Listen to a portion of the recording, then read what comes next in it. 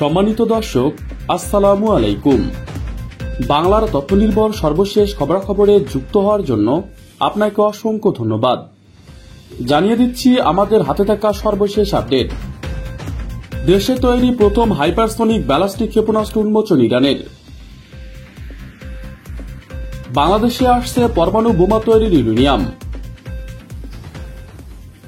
এদিকে পঞ্চম প্রজন্মের যুদ্ধবিমান তৈরির ঘোষণা এরদোগানের। দর্শক, শুনছিলেন সংবাদ শিরোনাম। বিস্তারিত জানতে পুরো ভিডিওটি শেষ অবধি আমাদের সঙ্গেই থাকুন। দেশে তৈরি প্রথম হাইপারসনিক ব্যালিস্টিক ক্ষেপণাস্ত্র উন্মোচন ইরানের। ইরানের কর্মকর্তারা দেশটির তৈরি প্রথম হাইপারসনিক ব্যালিস্টিক ক্ষেপণাস্ত্র উন্মোচন করেছেন।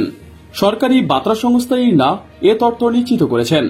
জাতীয় গণমাধ্যম ফাতো নামের ক্ষেপণাস্ত্রটির ছবি প্রকাশ করেছে। ছবিটি তোলা হয়েছে প্রেসিডেন্ট ইব্রাহিম রাইসি এবং ইরানের রেভলিউশনারি গার্ড বাহিনী কর্পস আইআরজিসি কমান্ডারের উপস্থিতিতে একটি অনুষ্ঠানে। ইরানের পদক্ষেপের ফলে তেহরানে ক্ষেপণাস্ত্র সক্ষমতা সম্পর্কে পশ্চিমাদের উদ্বেগ বাড়বে। আইআরজিসির মহাকাশ বাহিনীর প্রধান আমির আলী হাজিজাদেওকে উদ্ধৃত করে ইরানের রাষ্ট্রীয় গণমাধ্যম বলেছে, নির্ভুল নির্দেশিত ফাতেহ হাইপারসনিক ক্ষেপণাস্ত্রটির পাল্লা 1400 কিলোমিটার এবং এটি সমস্ত প্রতিরক্ষা ঢাল ভেদ করতে সক্ষম। হাইপারসনিক ক্ষেপণাস্ত্র শব্দের গতির চেয়ে অন্তত 5 গুণ দ্রুত এবং এটি জটিল গতিপথে উঠতে পারে, যা তাদের আটকানো কঠিন করে তোলে। গত বছর দেশটি বলেছে তারা একটি হাইপারসনিক ব্যালিস্টিক ক্ষেপণাস্ত্র তৈরি করেছে, যা বায়ুমণ্ডলের ভিতরে এবং বাইরে কৌশলে চলাচল করতে পারে। রাষ্ট্রীয় টিভি চ্যানেল বলেছে, ইরানের ফাতেহ ক্ষেপণাস্ত্র শত্রুদের উন্নত ক্ষেপণাস্ত্র বিরোধী ব্যবস্থাকে লক্ষ্যবস্তু ধ্বংস করতে পারে এবং এটি ক্ষেপণাস্ত্রের ক্ষেত্রে একটি বড় প্রজন্মের অগ্রগতি। ইরানের রাষ্ট্রীয় টিভি বলেছে এটি ইসরায়েলের আয়রন ডোম সহ যুক্তরাষ্ট্র এবং ইহুদিবাদী শাসকদের সবচেয়ে উন্নত ব্যালিস্টিক ক্ষেপণাস্ত্র বিরোধী ব্যবস্থাকে বাইপাস করতে পারে। ফাতেহর সর্বোচ্চ গতি 14 মাত্রায় পৌঁছেছে বলেও তারা উল্লেখ করেছেন, যা ঘন্টায় 15,000 কিলোমিটার। মার্কিন ও ইউরোপীয় বিরোধিতা সত্ত্বেও ইরান বলেছেন তারা তাদের প্রতিরক্ষামূলক ক্ষেপণাস্ত্র কর্মসূচিকে আরও উন্নত করবেন। তবে পশ্চিমা সামরিক বিশেষজ্ঞরা বলেছেন ইরান কখনো কখনো তার ক্ষেপণাস্ত্র সক্ষমতাকে অতিরঞ্জিত করেছেন। ইরানের ব্যালিস্টিক ক্ষেপণাস্ত্র নিয়ে উদ্বেগ 2018 সালে তৎকালীন মার্কিন প্রেসিডেন্ট ডোনাল্ড ট্রাম্পের সিদ্ধান্তের প্রভাব ফেলেছিল। এ সিদ্ধান্তে 6টি বড় শক্তির সঙ্গে তেহরান 2015 সালে পারমাণবিক চুক্তি বাতিল করা হয়। ট্রাম্প পারমাণবিক চুক্তি থেকে বেরিয়ে আসার পর ইরানের ওপর মার্কিন নিষেধাজ্ঞা পুনরায় আরোপ করেন, যার ফলে তেহরান পূর্বে নিষিদ্ধ পরমাণু কার্যকলাপ পুনরায় শুরু করেছেন।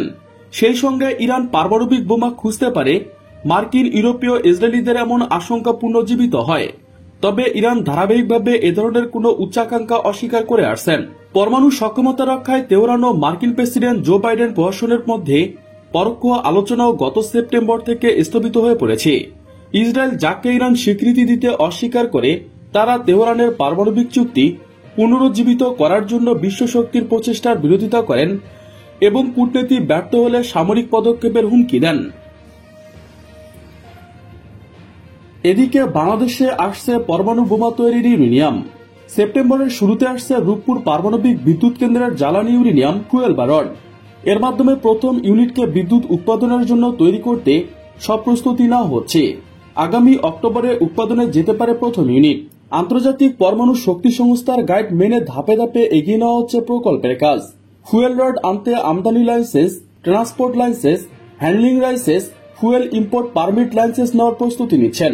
প্রকল্প সূত্রে এসব তথ্য নিশ্চিত করা হয়। সংশ্লিষ্টরা জানান, ইউরেনিয়াম উৎপাদন ও পরিবহন থেকে শুরু করে বিদ্যুৎ কেন্দ্রের জ্বালানি হিসেবে ফুয়েল রড স্থাপন করা পর্যন্ত 5টি বিষয়ের প্রস্তুতি রয়েছে। এর মাধ্যমে পারমাণবিক বিদ্যুৎ কেন্দ্রের নির্মাণ কাজের প্রস্তুতি, বিভিন্ন ধরনের লাইসেন্স নেওয়া, পরিচালনাকারী প্রতিষ্ঠানের প্রস্তুতি, পারমাণবিক জ্বালানি তৈরি এবং সর্বশেষে সেই জ্বালানি বাংলাদেশে আনার পরিবহন ব্যবস্থা নিশ্চিত করা গুরুত্বপূর্ণ ধাপ। প্রযুক্তি মন্ত্রণালয়ের প্রকল্প সংশ্লিষ্টদের দেওয়া তথ্য মতে, বিশেষ বিমানে করা নিরাপত্তার মাধ্যমে আগস্টের শেষের দিকে এ জ্বালানি বাংলাদেশে আমদানির পর তা রূপপুরে পৌঁছানো হবে। এরই মধ্যে আমদানি প্রক্রিয়ার অংশ হিসেবে বিমান পরিবহন চুক্তি সম্পূর্ণ হয়েছে। সেই সঙ্গে রিপোর্টিং ডকুমেন্টের তালিকা নিশ্চিত করতে বিদ্যুৎ প্রকল্প এলাকার প্রস্তুতির জন্য বাংলাদেশ পরমাণু শক্তি কমিশনের অনুমোদন মিলেছে। পারমাণবিক জ্বালানি সরবরাহের জন্য প্রয়োজনীয় দলিল অনুমোদনের পাশাপাশি এ কাজের সঙ্গে যিনি বা যারা যুক্ত থাকবেন এমন জনবল নিয়োগ চূড়ান্ত করা হয়েছে। এই কাজের জন্য বিভিন্ন ধাপের লাইসেন্স অর্জনের পথে অনেকটাই এগিয়ে রূপপুর প্রকল্প। পারমাণবিক জ্বালানি আমদানির জন্য যে লাইসেন্স দরকার, এরই মধ্যে সেটির জন্য সংশ্লিষ্ট কর্তৃপক্ষের কাছে আবেদন করা হয়েছে।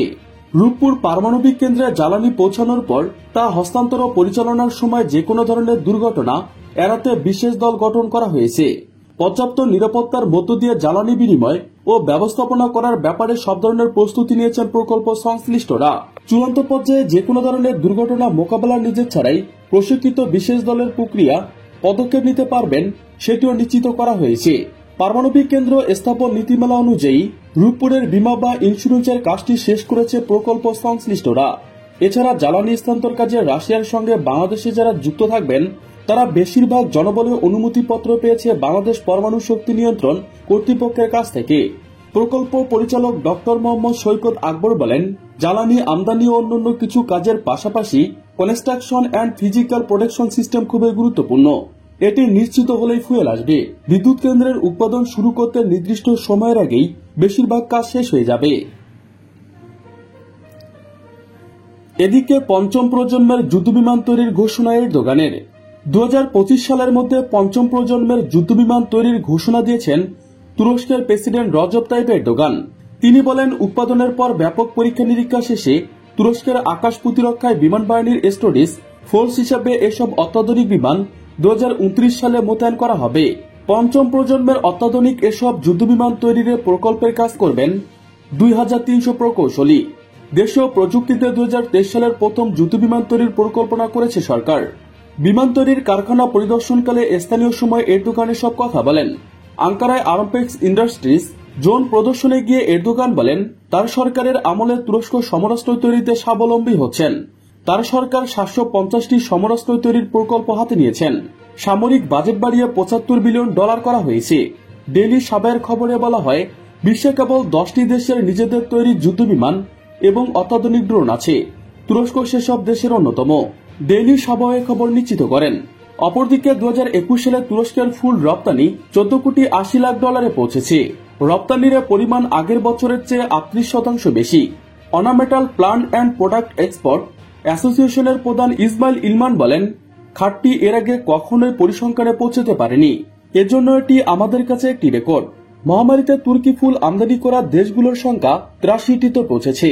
উচ্চ পরিবহন ব্যয় আমদানিকারক প্রতিষ্ঠানগুলোকে তুরস্কের বাজারে ঝুঁকতে প্রচারিত করেছে, কারণ ভৌগোলিকভাবে আমরা অন্যান্য দেশের চেয়ে কাছাকাছি। চলতি বছর 20% প্রবৃদ্ধির লক্ষ্যমাত্রা নির্ধারণ করেছে খাতটি। ইসমাইল ইলমান বলেন, 2023 সালে আমরা $18 কোটি ফুল রপ্তানি করতে যাই। প্রিয় দর্শক, আজকে পর্যন্তই। শুরু থেকে শেষ পর্যন্ত চেষ্টা করছি বাংলার সামরিক ও অর্থনৈতিক সঠিক তথ্য উপস্থাপন করতে।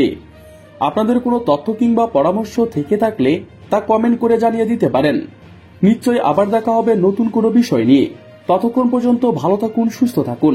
Thanks for watching my video. আল্লাহ হাফেজ।